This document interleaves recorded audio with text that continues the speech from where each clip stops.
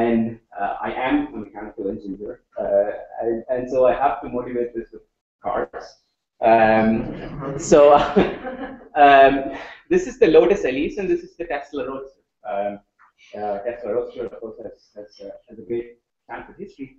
Now, Lotus Elise, the Tesla Roadster essentially looks like the Lotus Elise, not by accident. They borrowed their exterior from the Lotus Elise.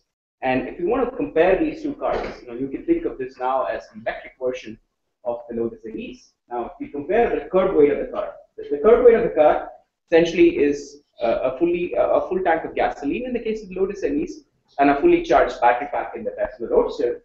You quickly see something very interesting. So the curb weight of the Tesla Roadster is about 400 kilograms heavier than the Lotus Elise. And of course, as you all probably know, the culprit is the lithium-ion cells that is there. There's about 6,800 of them, and it weighs about 450 kilograms. Right? So you quickly see the difficulty of competing with gasoline. So gasoline is just such a hard thing to compete against. So what we would like to do is to try and find battery chemistries that at the least offer us a higher energy density so that one can bring the curb weight down for addressing the electric vehicle market. And hopefully make it cheaper also.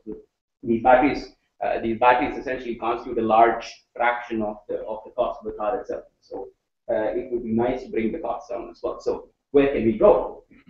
What I show here is a plot of energy density for a variety of different redox couples. So what is seen here is the lead acid battery has an energy density of 40 watt-hours per kilogram, and then you have the workhorse battery of the electronics industry, lithium-ion batteries, which sit at 160.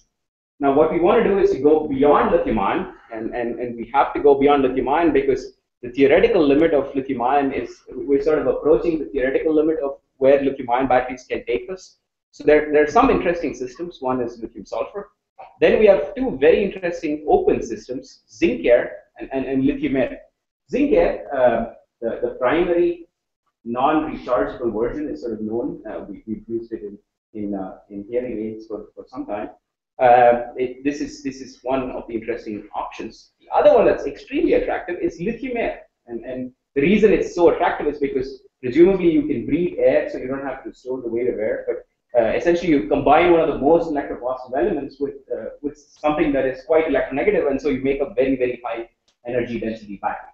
And so what my work has focused on is to try and understand what would be the fundamental limitations of such a lithium-air battery. And